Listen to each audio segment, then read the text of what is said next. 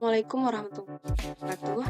Perkenalkan, saya Safitri dengan NIM 01052. Pada video kali ini, saya akan menjelaskan proses rekonstruksi data menggunakan rapid miner dengan studi kasus adalah dataset bank. Rekonstruksi data merupakan bagian penting dari tahapan data pre-processing dalam data mining. Walaupun data terlihat sudah rapi, seringkali data tersebut belum siap atau belum bisa langsung digunakan untuk dianalisis atau melakukan pemodelan. Masalah yang sering terjadi biasanya berupa rentang nilai yang terlalu besar, skala data yang berbeda-beda, atribut yang terlalu mentah atau kurang informatif, terlalu banyak atribut yang sebenarnya tidak relevan. Karena itu, pada video kali ini saya akan menjelaskan proses rekonstruksi data yang meliputi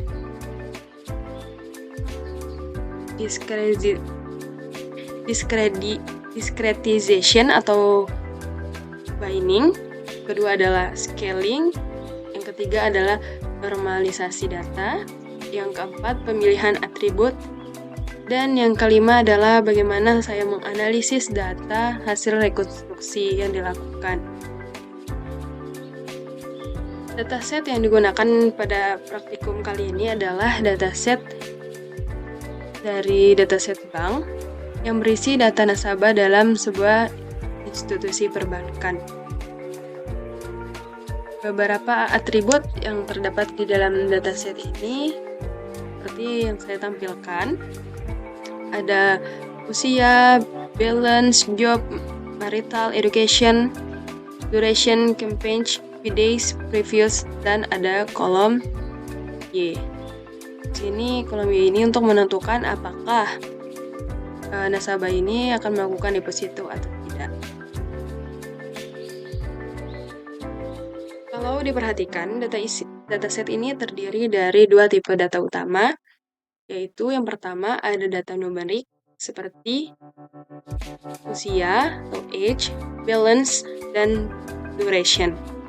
Nah, jenis data yang kedua yaitu data kategorikal seperti job, marital, dan education.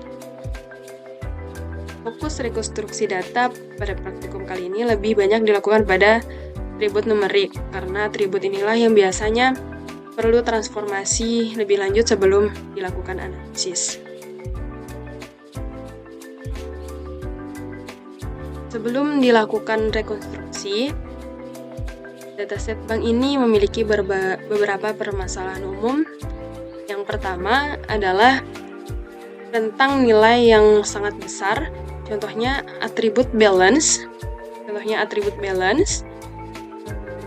bernilai sangat besar atau sangat kecil, sementara duration bernilai ratusan bahkan ribuan.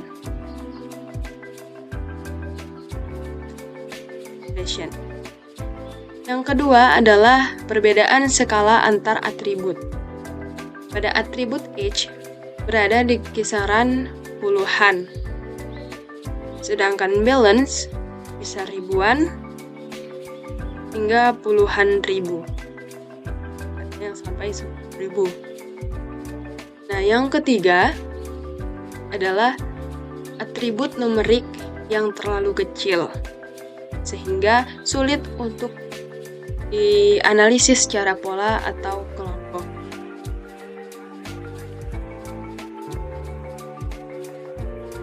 Jika data seperti ini langsung digunakan untuk analisis atau pemodelan, biasanya atribut dengan nilai besar bisa lebih mendominasi.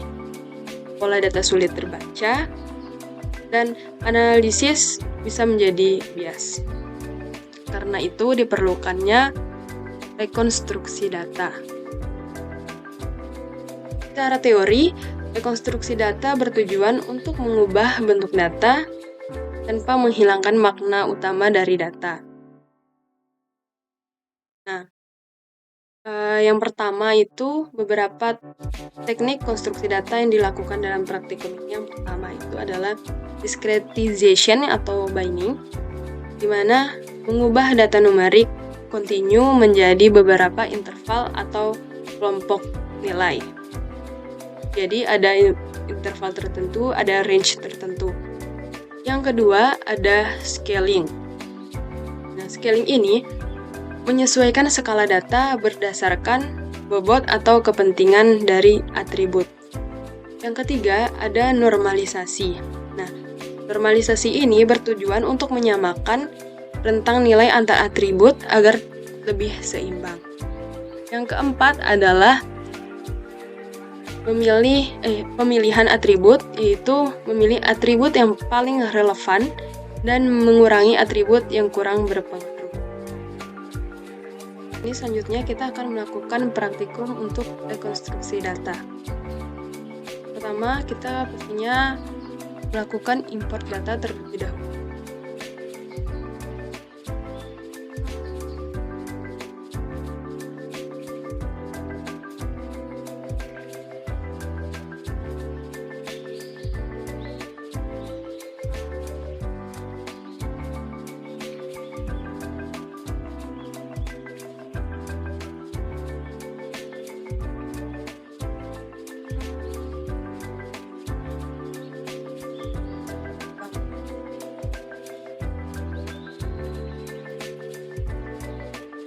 Next aja.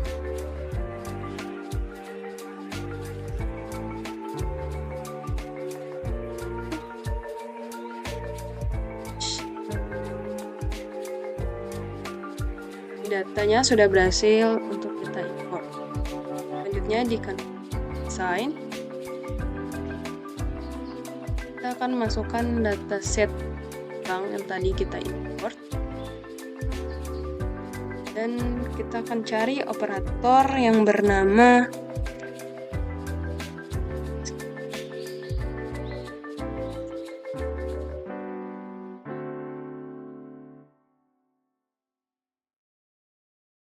by.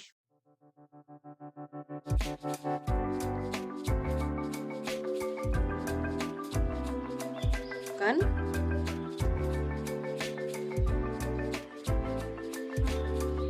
Kita ini result juga gitu kan? Untuk di operatornya, kita akan setting parameternya. Ini menjadi subset. Selanjutnya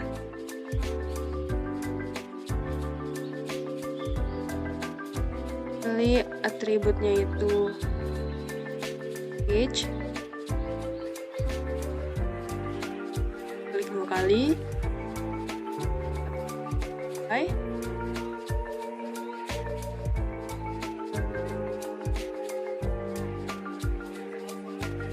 Finishnya kita jadi 3. Jadi nanti kolom age itu akan dibagi menjadi 3 interval.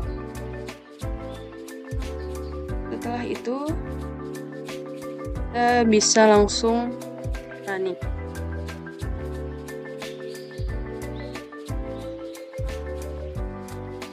Nah, bisa dilihat di sini ada dataset. Di kolom age ada range 2, dari 1, 2, 3 sesuai dengan jumlah dari number of bins yang kita tentukan di parameter discretize by binding-nya.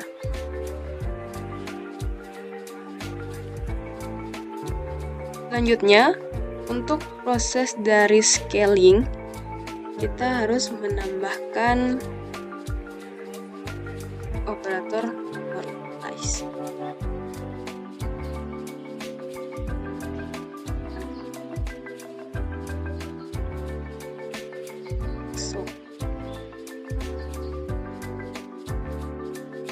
Kita harus atur juga pada parameter normalize ini, kita harus atur parameternya di sini menjadi subset dan pilih atributnya Coba yang balance dan duration.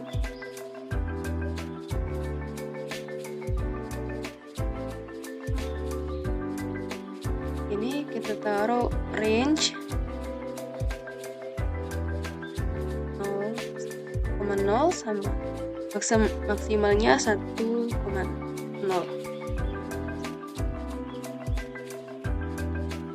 Selanjutnya coba kita jalankan. Nah, di bagian balance dan duration ini sudah berubah dari yang sebelumnya datasetnya seperti ini. Balance-nya ada yang ribuan, terus duration-nya ada yang ratusan. Nah, jadi setelah kita lakukan scaling, maka dataset pada kolom balance dan duration sudah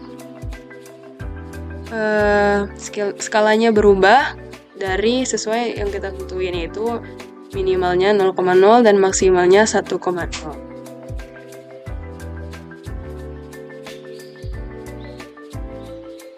Selanjutnya untuk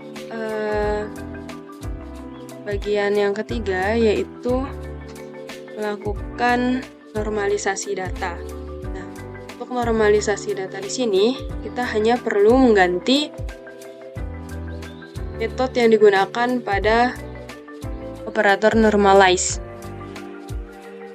Metode yang kita gunakan di sini yaitu Z transformation.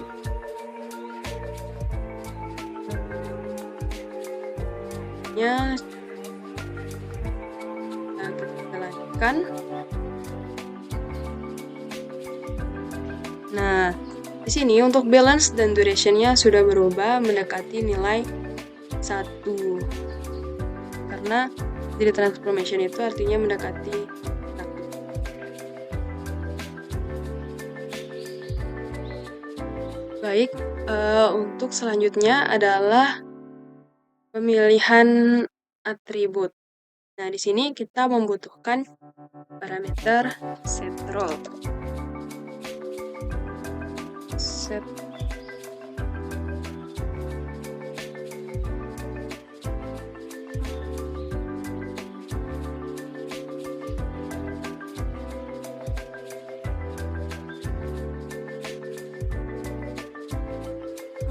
Kita akan setRole. Parameternya itu kita set di atribut name-nya itu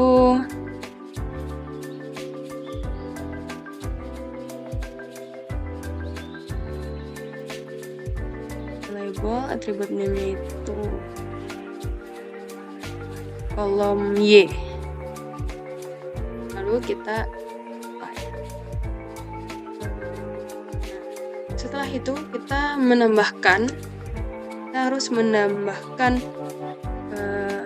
operator which by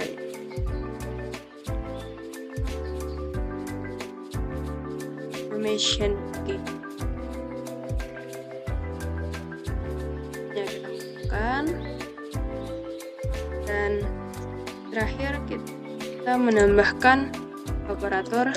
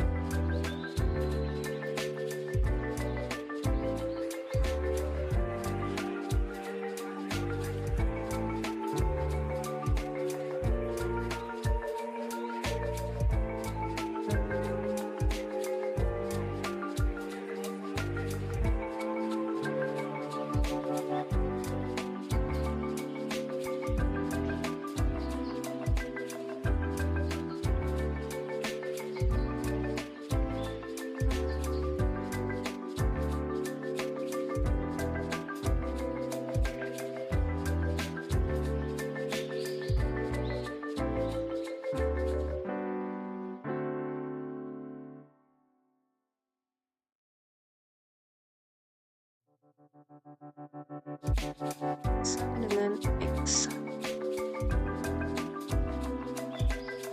Setelah itu kita bisa mengatur parameter dari fluid BWH menjadi meter saja. Tuh.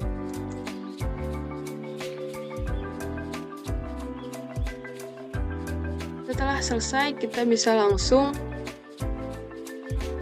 running.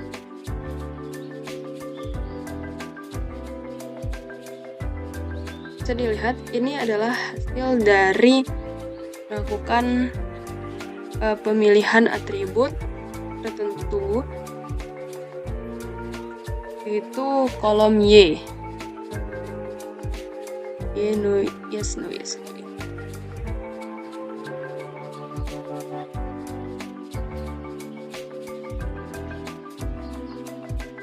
Setelah seluruh tahapan rekonstruksi data telah kita lakukan, kita dapat melihat bahwa dataset mengalami perubahan yang cukup signifikan, baik dari segi struktur, dari kualitas informasi yang dihasilkan. Pada kondisi awal, dataset masih berupa data mentah dan numeriknya masih bervariasi. Dan beberapa atribut memiliki rentang yang lebih kecil seperti usia, dan juga memiliki rentang atribut dan atribut lainnya memiliki rentang yang lebih besar seperti pada balance dan duration. Kondisi ini bisa menyebabkan data sulit dianalisis secara langsung karena tidak semua atribut memiliki pengaruh yang seimbang. Nah, setelah kita melakukan proses discretization tadi, dampaknya yaitu pola data menjadi lebih mudah diamati. Terus distribusi data lebih jelas ketika nilai ekstrim telah dikelompokkan. Yang ketiga, data menjadi lebih sederhana tanpa menghilangkan fakta utama. Nah, dengan melakukan discretization itu, analisis tidak lagi berfokus pada nilai individual, tapi pada kelompok nilai tertentu, sehingga interpretasi data menjadi lebih mudah dipahami. Nah, hasil analisis untuk proses scaling yaitu bagaimana scaling ini membantu kita untuk menghindari kondisi suatu atribut mendominasi hasil analisis karena memiliki nilai yang numeriknya lebih besar. Nah, sehingga scaling membantu kontribusi setiap atribut itu menjadi lebih proporsional. Jadi, atribut dengan pengaruh besar tetap memiliki peran penting, tetapi tidak menenggelamkan atribut lainnya. Secara keseluruhan, scaling membantu meningkatkan keseimbangan data dan membuat hasil analisis menjadi lebih adil dan representatif. Nah, selanjutnya, berdasarkan hasil normalisasi data yang sudah dilakukan tadi, seluruh atribut numerik berada pada rentang nilai yang relatif sama.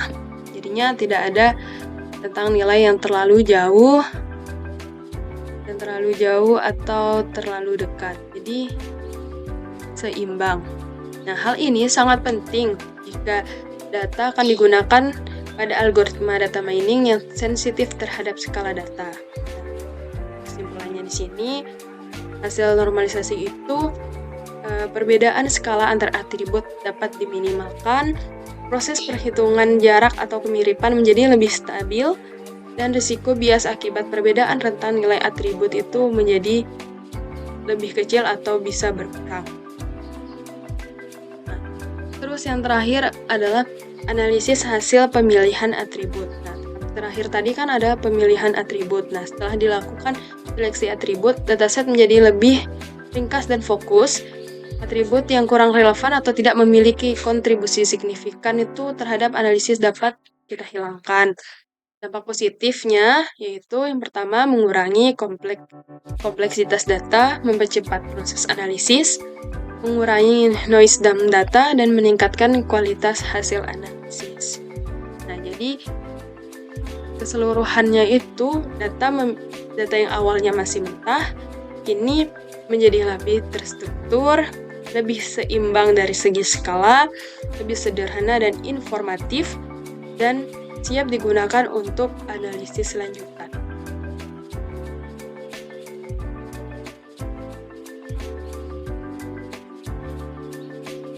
Selanjutnya, untuk kesimpulan akhir adalah rekonstruksi data merupakan salah satu tahapan yang sangat krusial dalam menganalisis data.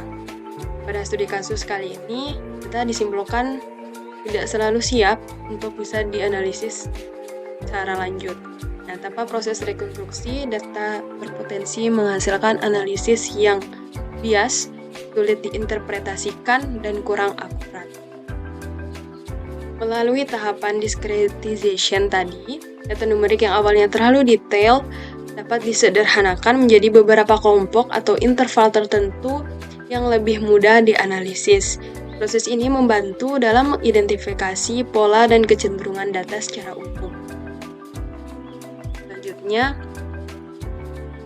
pada operator discretisnya, jangan lupa juga untuk atribut filter type-nya diatur ke subset, dan number of bit ini interval yang kita inginkan ada berapa. Range-nya itu ada 3 seperti tadi itu. Bagian age itu ada range-nya 1, 2, dan 3 sesuai yang kita masukkan di number of bits. Nah, selanjutnya pada proses scaling dan normalisasi. Nah, berperan penting juga dalam menyeimbangkan kontribusi antar atribut dalam dataset. Dengan menyamakan skala dan menyesuaikan bobot atribut, analisis menjadi lebih adil dan tidak didominasi oleh atribut tertentu. Selanjutnya, pemilihan atribut membantu memfokuskan pemilihan atribut dan analisis pada atribut benar-benar relevan, sehingga dataset menjadi lebih ringkas dan informatif. Nah, untuk di bagian operator normalize ini dipastikan untuk jika ingin scaling itu dipastikan subset atribut filter type-nya itu subset, terus atributnya itu dimasukkan, terserah mau pilih atribut yang mana, tapi disesuaikan dengan datasetnya.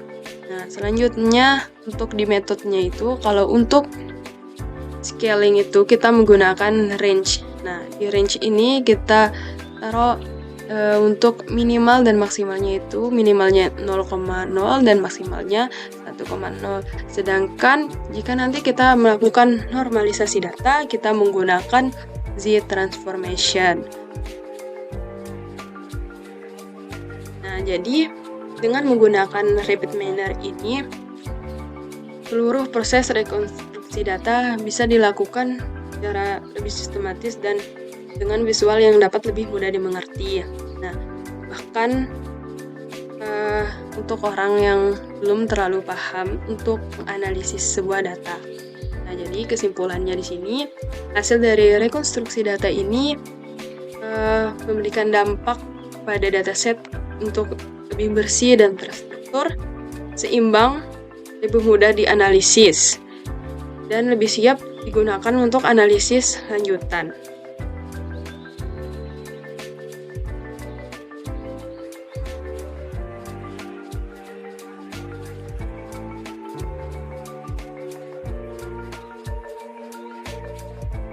Proses ini menunjukkan bahwa kualitas hasil analisis sangat bergantung pada kualitas data yang digunakan.